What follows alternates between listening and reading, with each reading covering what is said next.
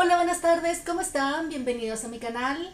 Esta semana les quiero hablar de un género literario que hemos mencionado varias veces acá en el canal.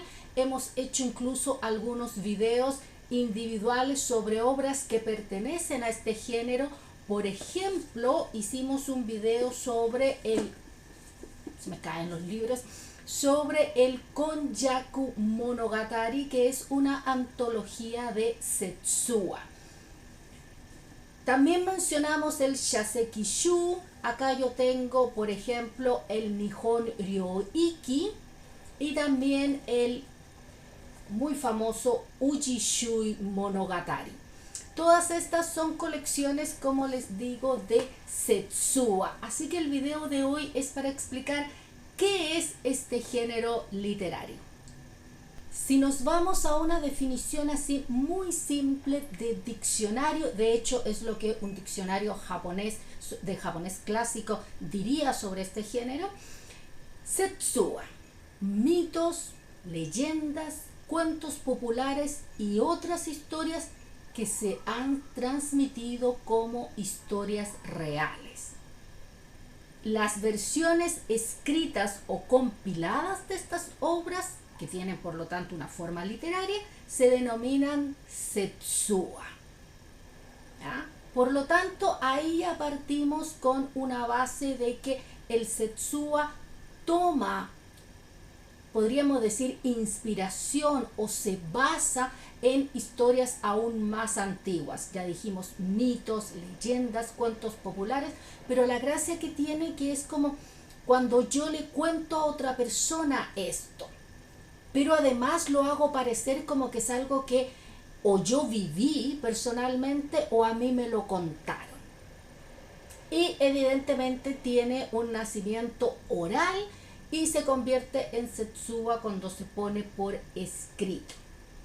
Dependiendo de lo que traten, podemos dividirlos en Seisoku Setsua o Setsua seculares, donde encontramos que las historias están arraigadas en las vidas y emociones de la gente, pero también los Bukkyo Setsua o Setsuas budistas, que consisten en cuentos religiosos como sermones y experiencias espirituales.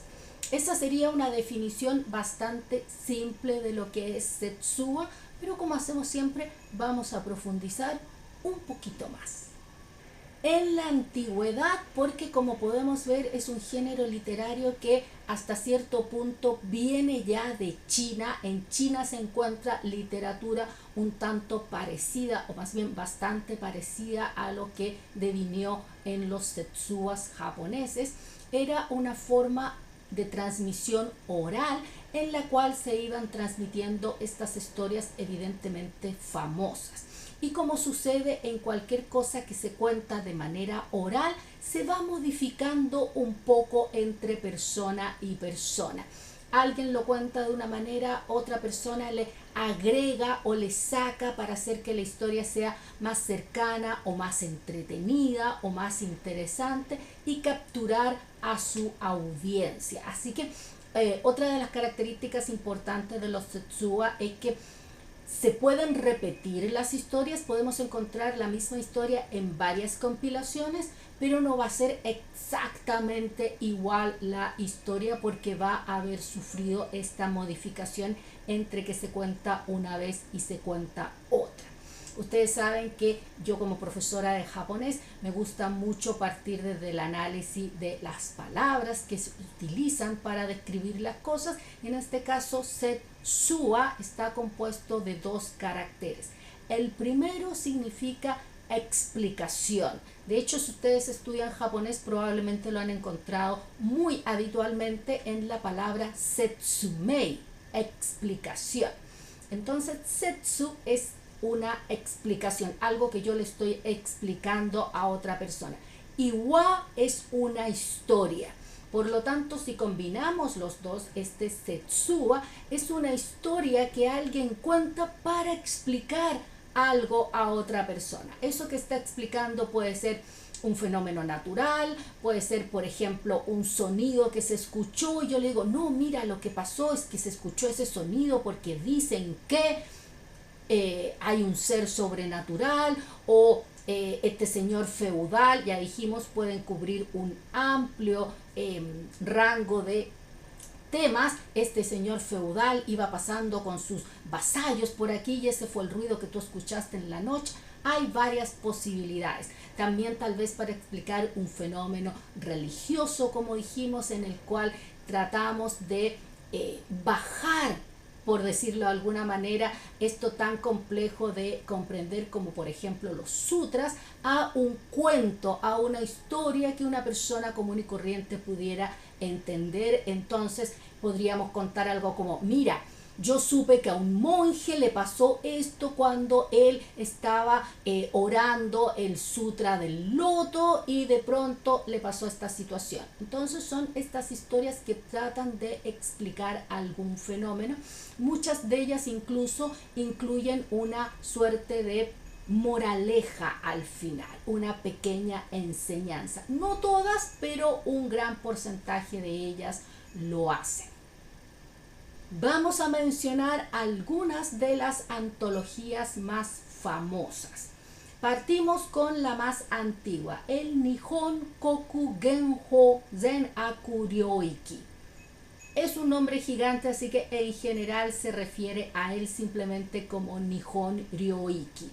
Es una antología del año 822 aproximadamente, o sea, principios de la era Heian, y fue compilada por Kyokai.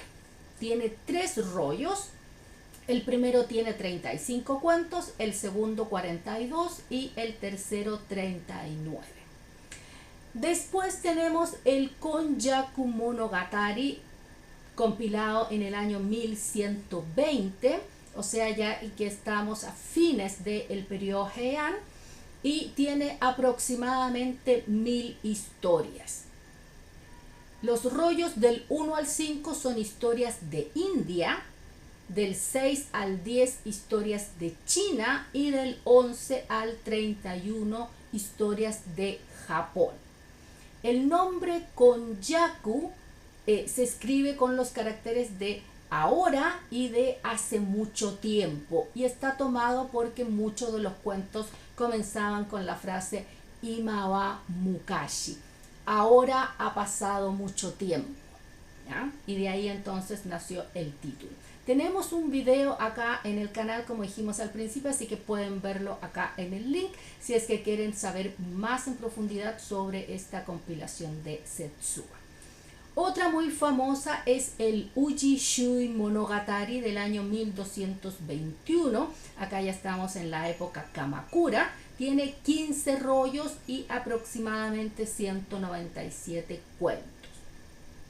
El siguiente que les quiero mencionar es el Jikkin-shō del año 1252, que está inspirado en las escrituras budistas Jikkin, o sea, los 10 mandamientos, y son 280 cuentos.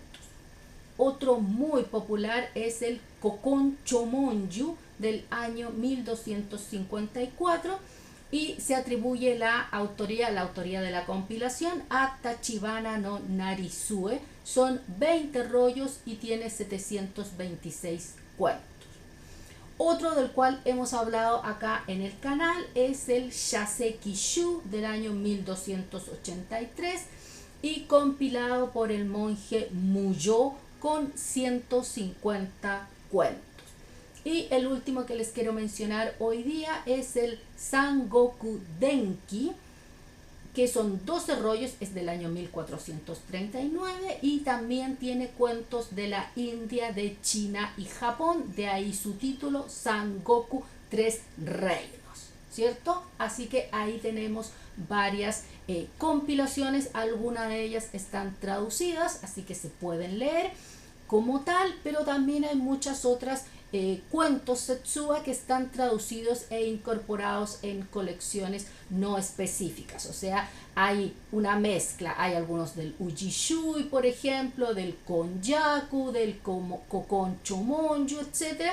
Y simplemente se toman los cuentos individuales y se ponen en colecciones de, por ejemplo, cuentos tradicionales japoneses. Una característica importante a tener en cuenta con los Setsua es que son cuentos muy cortos. En general, 1 o 2 páginas, no más que eso. Por lo tanto, por eso que ustedes vieron que las colecciones tenían una gran cantidad de cuentos, y es porque ocupan mucho espacio.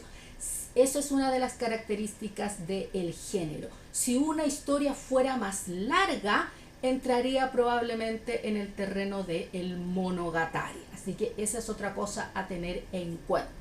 Y algo muy importante también es que muchos de estos Setsua fueron reconstruidos, fueron recontados en otros formatos, como por ejemplo en el formato del Mukashi Banashi, estos cuentos infantiles tradicionales, pero también muchos autores modernos se inspiraron en estos Setsua, ya sea para hacer su propia historia o para volver a contar la misma historia un tanto modificada. Uno de los más famosos tal vez sea Akutagawa Ryonosuke, quien tomó muchos de estos Setsua para transformarlos en sus propias historias. Así que, como siempre digo, la literatura clásica sigue inspirando hasta el día de hoy. Bueno, espero les haya gustado esta breve introducción al género del Setsua, un género muy interesante, muy fascinante, que a mucha gente le ha llamado la atención, aunque tal vez no siempre sepamos que nos enfrentamos a este género propiamente tal y simplemente decimos cuento. Déjenme en los comentarios cualquier pregunta, cualquier duda que tengan. Si quieren hacer sugerencias para videos futuros también. Les deseo a todos que tengan una preciosa semana y nosotros nos vemos el próximo martes con nuevo contenido. Que estén muy bien. Bye bye.